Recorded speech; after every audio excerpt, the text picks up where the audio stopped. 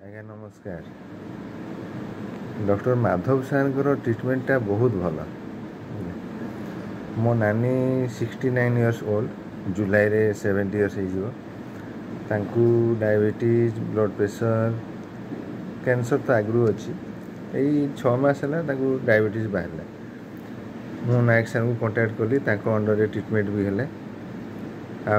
जो नानी इन्सुलिन नौले सांगे सांगे डॉक्टर नायक प्रेस्क्रिप्शन रे नॉर्मल को पड़े एवं नॉर्मल ही अच्छी। जदि आप प्रॉपर डाइट मेंटेन करि पारिबे ताले आप डायबिटीज पे जमा व्यस्त हवा दरकार नहीं। शुणु, नानी तो बयस है, तार दांत ना सी चोबेकी खाई पारनी, तेणु आम प्रॉपर डाइट टाक फॉलो करि पारनु।